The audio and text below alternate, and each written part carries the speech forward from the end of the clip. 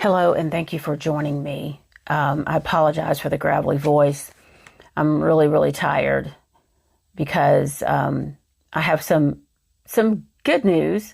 I was able to make it out to my scan appointment yesterday, but I spent the 2 days and the morning of setting up cameras, trying to figure out what was going on with my existing cameras and putting locks in place and things of that nature because I have cameras watching my cameras. That's how bad it is. So, and I also, when I left the house, this is, the number of keys that I typically leave with. Although not typically, because now I do, once I figured out, like last fall that they were coming in the house. So I have all these keys. I had two locks on the refrigerator, 2 locks on the front gate, and now I have 3 locks on the rear gate. I have, different locks on the doors. I have sticks and things in the windows in case, but these are really, really old windows, so they're really hard to get open. So that's one thing. And I did not feel followed. I feel like I was observed leaving. They're still out there. When I came back, or yesterday afternoon, and I put a padlock on the front gate, and I forgot to put the rope lock on. So I was out there. It was dark, and I have a motion light, one of those little solar fence lights, zip tied to the gate. So when I'm out there, it'll give me some light without having to carry a flashlight. And a car was going down the road, and when they saw me at the gate, they practically stopped. And then after that, the traffic increased a little more. They're still out there. I feel like maybe something has happened. I don't know. I'm hopeful. Maybe someone said something to someone, and I don't know. If you did, thank you. And I appreciate the people who are on YouTube that have commented under my previous video and sent encouraging words. I would like to get a lawyer. I may still try. And, people like lawyer up, and I wish it was that easy. And this is one of the things that I want to highlight is the fact that when you're dealing with someone like this that's in law enforcement and they're able to really put the kibosh on everything that you do. And I can't prove it. I've, done some research about administrative subpoenas. I address that. There's really, unless they serve you with it, you really can't find out. And I'm thinking that there's probably a loophole here where maybe they served him for the house. And, it could be like, when you're recording conversations in the state of Georgia, only one party has to consent. So if you're there and you're thinking, I'm going to record this conversation, then you don't have to get consent from the person that you're talking to. And it could be the same thing with a subpoena as well. So I do feel like that there's been something in place to that nature. But I also wanted to just talk about the tricks that they can use to control you. So my truck is not driven that much. And there's something on the truck that drains the battery. The check engine light stays on. And every year for emissions, but now the truck is so old, I don't have to do emissions anymore. I would have to drive it and get up to, like 60 miles an hour to reset the computer to get it to pass emissions. And the check engine light on this truck has been on for probably 4 years, and it never gets fixed because I'm thinking it's something to do with whatever's on it. It's hard to keep it charged, and I don't drive it that much. So I have a little charger that I bought, and then it stopped working. And this is less than a year old. I'm like, what's wrong with the charger? So what I need to get the truck started. So what do? I call him. Because, he's the only person I can call. He made sure of that, right? So that way he knows, because I want to tell you these stories so that you will recognize coercive control and the things that they will do to control you and manipulate you. It is an incredible amount of manipulation involved in this. Then I call him, and that way he knows that I'm getting my truck started for whatever reason, right? Maybe I'm leaving. Because I've told him that, I did kind of mess up and tell him I wasn't taking the Dodge. Because my mom already has 2 vehicles. And the Dodge is, I like the car, but it needs work and I don't need to take it with me. But my truck is my baby. So yeah, I'm taking my truck. And he told me to sell the Dodge. And I said, no, that involves way too much fuckery. Because I'm telling you, there will be all kinds of fake people contacting me about it. Asking me questions about where I'm going, when am I going, all this other stuff. They'll jack me around, say they want to buy it, and then they'll never do anything. They'll send all of these investigator people, to do that. So no thanks. This is anything and everything to prevent me from moving on and to slow me down, right? So I've just given away like $5,000 worth of stuff to Goodwill that I had bought for my auction business. And I can't sell it because of this. I can't just say, oh, I'm going to have a yard sale, because they'll be here. And once they're on the premises, you don't know what they might do. They're going to, taking pictures, bugging, questions, all of that. Facebook, forget it. That gives them an in to come in here and just, surveil. I tried having an online auction business, and either they would buy and not pay, or they jack me around about the pickup, something of that nature. And then if they did pay and come to pick up, it was questions, and I can just tell, because this has been going on for years, and I can just tell now. So I rented a small space just to have a pickup location, and they got the landlord all twisted about what I was doing in the space. So some guy, and it could be like one of the owners of this, they have like 2 or 3 buildings or something. He camped out in the space next to me one day. It was so freaking obvious. And I don't know if he was trying to be obvious or if he's really trying to hear something. You never know about these people. So I think that they had been told that I was under investigation, I was selling drugs out of the place, or I was going to be, it's the same old fucking tired story, okay? It's stupid. But, you have to understand something, that when you're a black female, when you're black, period, every white person, in the United States, and a lot of them in the world, think that all black people are drug dealers. And listen, guys, I'm going to say stuff about race, because at this point, I just don't give a shit about much of anything, okay? And shit needs to be said, because we're on the verge of World War III, and how did we get here? Anyway, the maintenance guy on this building, I had a question for him at one point, and, he treated me like shit, and then acted like he wanted to spit on me. And I'm thinking to myself, what did I do? So then one of my packages came up missing. What the hell?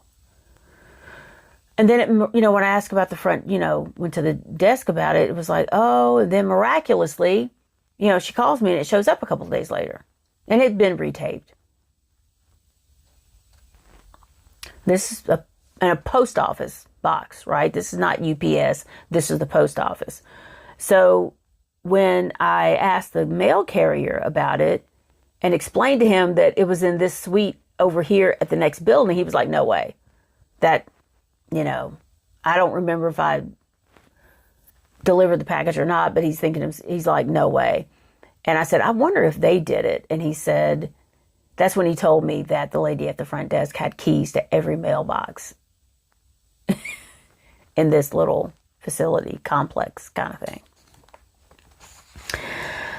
Then when I asked for my deposit back, it was a whole thing. The manager snooped around on my social media. She sent me an email on an account that I rarely used, And I think this is so that she could report back that it, was a valid account so that they could crack it open too, right? And they use people to do this. An electrician that I asked to come and do an estimate on some work was afraid to walk in the house, number one. Scared to death. I don't know what they told. Grown men scared of me. I don't know what they tell these people that they believe. But he wanted an email so that he could email me an estimate. And that's because for a long time, I would change email addresses to try to keep my activities private because of the sabotage, right? So then they would use these people to get that new private email out of me so that they could crack it open. And like I said, I've done absolutely nothing wrong. This is just abuse and terrorism and cyber terrorism and all kinds of things. Private investigators, they don't investigate you like that. Well, they do. He probably told the guy, oh, she's cheating. But I mean, come on. I mean, at some point, this just gets to be ridiculous. And so I've allowed my auction license relapse. I may try to show an email where the state sent me because I can't maintain it anymore. It's just ridiculous to keep paying the fees and paying for the training to keep it updated when I'm never going to be able to use it as long as this man is alive. And I worked hard and drove like an hour to North Atlanta to go to these classes and get this license. And it's just, I'm also letting my real estate license go. And that was really hard. I was in classes for weeks and I studied so hard, went to seminars in Atlanta, spent the money to maintain it. The exam is really, really hard. And I never really got to use it because I tried to work with a real estate, more established person that was in the same company here in Peachtree City. And, she said she had a snide kind of attitude. And she said, well, at least you look professional. And I'm thinking to myself, what was I supposed to show up looking like a streetwalker or trash or I don't know. And then what she did, like she would say, oh, if you do an open house for me, I'll pay you this much. You can get the leads from the open house. And what would happen is when I got there, the codes either wouldn't work or I'd set off the alarm. And then one time the sheriff's department showed up and this happened like 3 times. And I said, that's enough. And then I would try to get clients on my own and they were contacted and they would jack me around until I just gave up. This is financial abuse and character assassination. So these people will use anything and everything to get to you, okay? I mean, anything, like the cat. So Sparky got hurt, right? It's spring break. My vet is so busy, no appointments for like the next 3 days. So I'm like, what am I going to do with this cat? So I call a mobile vet. Appointment for the next day. She's 2.5 hours late. Shows up because this is a lot of times what happens. These people will be late or they want to show up like at 5:30, 6 o'clock when some man will be getting home from work, right? Coming here after, he gets off work. Let me tell you something. Never fucking again. I will go live under a bridge or in a barn before I ever let a man near me again. And I am going to urge you to be cautious about letting them in your life. Be cautious. Take your time. Be very, very careful, because they are raised in misogyny and hate against us, control, manipulation. So I told them that I would carry him out, because I didn't want to put him in a crate because he's lame in the back end. And when I got to the van, she wasn't ready with the pillowcase. And I was putting him down to try to, I had him like this. And when I went to put him down, the assistant bends over and drops a pair of scissors right next to his head. So needless to say, he's gone, right? So they never even apologized. The vet just kept walking around, oh, I don't know what I was doing with that pillowcase. Oh, I don't know what I was doing with that pillowcase. You know who she fucking reminded me of? That fake Comcast business guy that came to the house. You know what this jackass did? I know. He ran the line and said he had to come back out the next day and do something with it. I don't know. And so he is in my living room, right? In the family room, and he turns around in a circle and says, okay, I'll be back tomorrow. I'll be back tomorrow. And I'm standing in front of this man, and I'm looking at him thinking, I'm right here. And I'm going, is somebody here that I don't freaking know about? I mean, it is insane what people, this guy was black. And this woman was black, and her assistant also was black. And I know you're thinking, but I'm going to intersect this with race because it is important. Because you know by now, if you've been watching my videos, that my husband is white. And let me tell you something, I'm not going to get started on that. But there's a guy on Instagram, Ben the Curious, who's married to a black woman. And I believe he must be European or something. And he talks about white people. And let me tell you something. It's incredibly accurate. Don't. I see these young black girls, don't. Like Kendrick Lamar says, they not like us, okay? They are really not like us.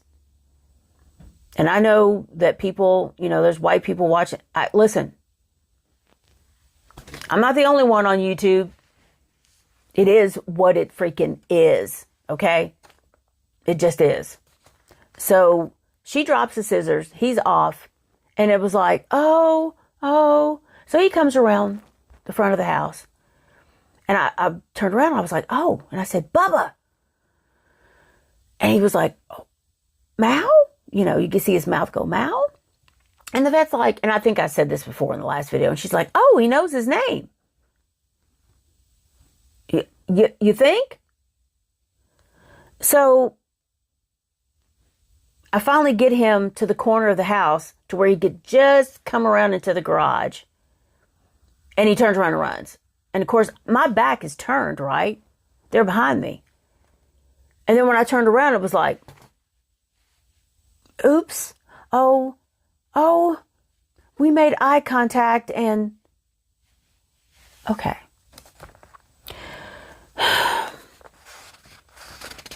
Now,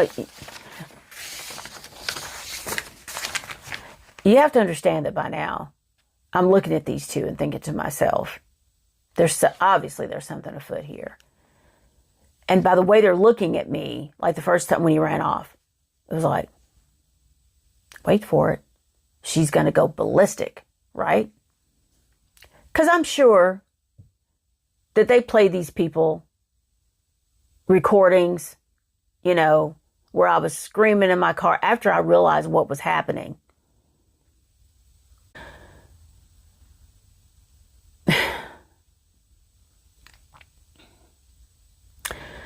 That I really just, it's sometimes it's so hard for me to articulate the timeline and the level of persecution that I've been dealing with.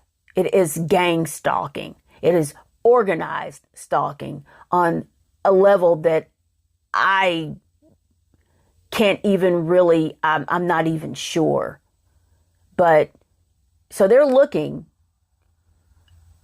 at me like I'm going to explode. And of course they have no context. And I'm going to say this. People, if somebody approaches you like this, I'm telling you, mind your business. Mind your own fucking business, okay?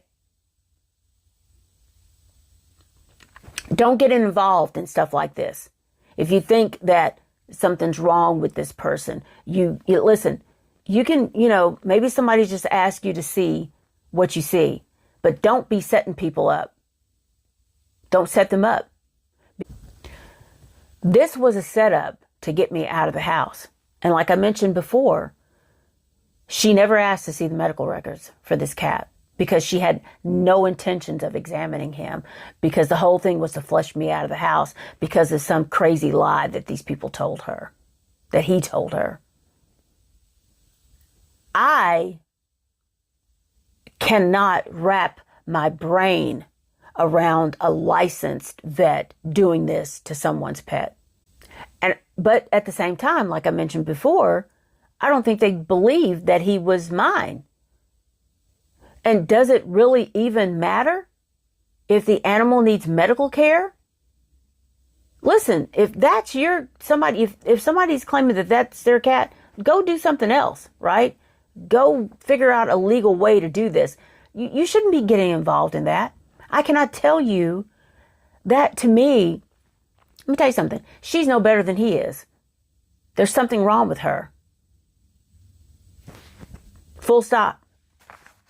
She keeps walking around. Why? When I explained to them, I started explaining them what was going on, because I could see they were trying to get a reaction out of me, which is narcissistic behavior within itself. And I explained to them what was going on. And she's like, well, why? Why? Listen, there is no why, okay? If somebody's telling you that this is happening to them and you're asking why, you need to exit the conversation and just flatly say, I cannot begin to understand what you're going through. Go educate yourself, because these people are sociopaths, they're psychopaths. It's all about dominance, control. They enjoy inflicting pain on people, okay? They just aren't like a serial killer that you hear about. But these people are among us. Evil is 2 steps away from you. So I said, I let them know I was filing for divorce and that I was asking for nothing. I said, he gets the house. And I said, what he'll do is, I said, I have no way to make a living. He's ruined every opportunity for me. And I said, what'll happen is he'll sit here in this house and wait until I run out of money and I have to come back. So the assistant says, she's talking about her experiences with a stalker, which I believe is false. Because they probably told her she's going to start talking about a stalker, right? Because this has happened before. This is not new. And because another vet, and I believe my cat died an early death because of this other vet, and I can't say anything about it. When I started talking about, because I was kind of warning them, if he calls or whatever, if somebody calls and tells you, don't believe it. And she asked me about, was he a narcissist? And I was like, oh, yes. And, she was starting to look all wild-eyed. And I realized, I'm thinking, did they get to her too? Yes, they did. And she basically stopped caring about my cat after that. And she died from cancer. Very badly. Listen, all I can say, if you're in a position like that, you're a veterinarian or an assistant or whatever, a tech, and you do this, as far as I'm concerned, you deserve to rot in hell. rot in hell. Because I cannot imagine doing this to an animal, because I think something about the owner. You're trash. Period. So the assistant said something interesting. She says, oh, when I said, he'll just wait until I run out of money and have to come back. And she says, oh, yeah, they break you down, so you'll have to come back and be like, oh, I'm sorry. And okay, coupled with the vet over here asking why. And then she says this, oh, I'm sorry.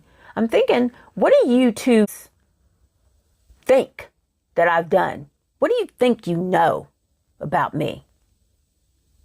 Now, you all are grown-ass adults and should know better than to judge someone based upon somebody else's word. And I can tell you right now that whomever probably contacted them was white.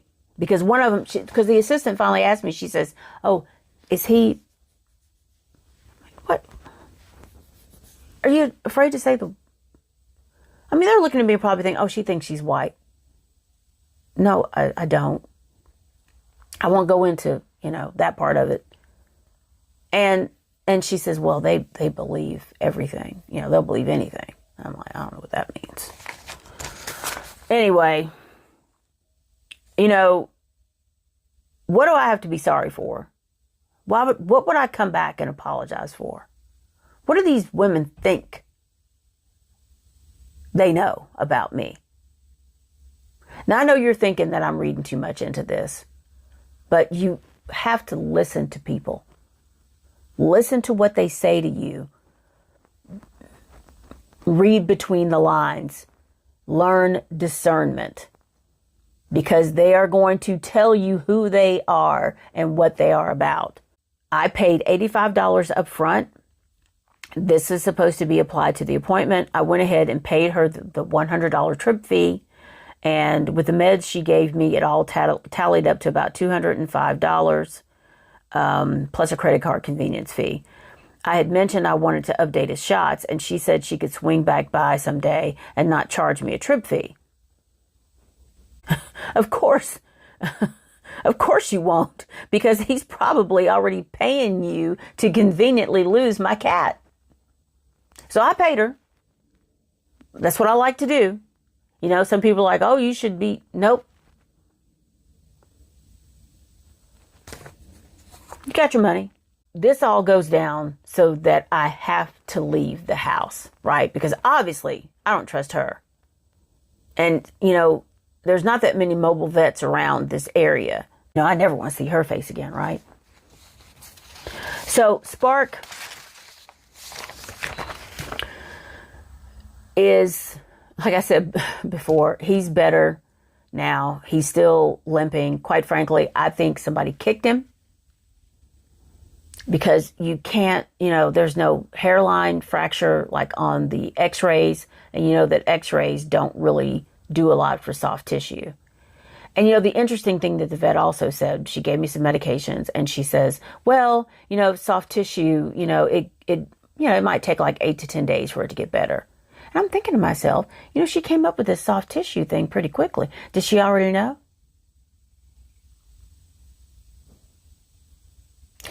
And then the assistant at the very end, like I said before in my last video, she asked me, what's his name? And I said, Sparky. And I'm thinking, is she asking me about Sparky or about, because I call him Bubba, right?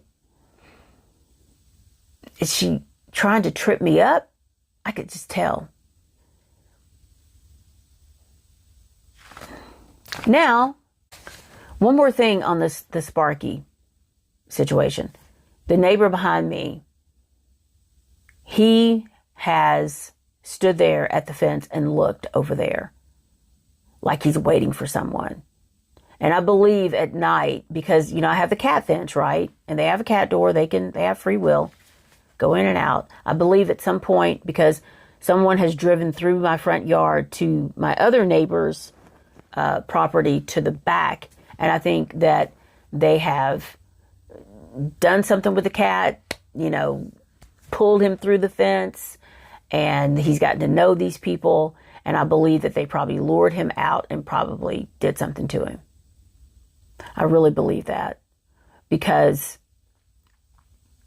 when you think about how they use people, and oftentimes these people are also narcissists, and they are very good at identifying folks. It's scary. The man over here with the geese, Jerry Bond. I will continue to say these people's names, because there should be an investigation and these people should be charged, because they have just put my life in danger. You're not the police. You shouldn't be involved in this. You're an abuser. Because when I left and went out the front gate yesterday to go to my appointment, he was up there watching me on the pretense of blowing his driveway. Listen, asshole. You know, if you spent more time blowing your driveway off, you wouldn't have time to watch what I'm doing. It's disgusting, this behavior from men. He has put my safety at risk because he tells them everything that I do over here. I can't put any outdoor cameras up without him knowing about it. It's disgusting. And he is also military. And what he does is he uses the geese to wake me up. And you know, this is sleep deprivation, so that you can't stay on top of things. You can't do, you know, it's sleep deprivation. You can't figure things out. You can't think clearly. And this is a torture method. And that's why I say the word torture, because that's what it is. They have colluded together. This is a conspiracy to persecute me. It's like a witch hunt. And I want you to understand this, because you have to see it for what it is and not downplay it, so that you can identify it, so that you can address it. The one back here that I think has made friends with Sparky, he told me at one point he was an engineer. Ken Bryant also told me that he was, at some point, I'm not sure if it's current, president of our local Fayette County NAACP. His son, who does the same thing, military. Over here, the one that I've caught literally like skidding into his driveway when I've had my door up. And I think to listen, because it's the car that's bugged, to listen and observe what goes on around my garage. Ron Creel and his son, who I don't know his name. You know, the one that I told you about before that would come out and walk around when my nephew was here to see what we were doing. He thought I was out there with a man. And my nephew was 16 at the time. These men should be questioned about their involvement in this. They have all put my safety at risk. And I have to ask you, who helps the police? There's no traffic in and out of this house. I don't know how in the hell you can traffic drugs through the mail for years. I don't know if they've seen a subpoena. I don't know if they've seen a warrant. They probably haven't seen shit. They just believe what this cop tells them, this white cop. White, and this guy's mixed. His mother's white. Even though he married a black woman, you know he hates women, period, especially black women. And I can tell by her demeanor, I've seen her a couple of times, that, yeah, she's abused as well. She just doesn't, you know. She's just probably given up. These men are like vigilantes. They think that they are purging their neighborhood of some drug dealing, whorehouse, I don't know, female. Like I'm just trash to be taken out because of this man. And I sit over here and I do nothing. I've done nothing to these people. Absolutely nothing. I will continue to tell my stories. And I hope that there are women that are listening to this, that it helps you to identify this. And once again, your first line of defense is to just not do it. Don't engage. And if you do, make sure they are not police or military, any type of law enforcement, anything like that. And you probably should also stay away from surgeons and lawyers. You can look it up. The personality types to avoid. I'll be back. Thank you for watching.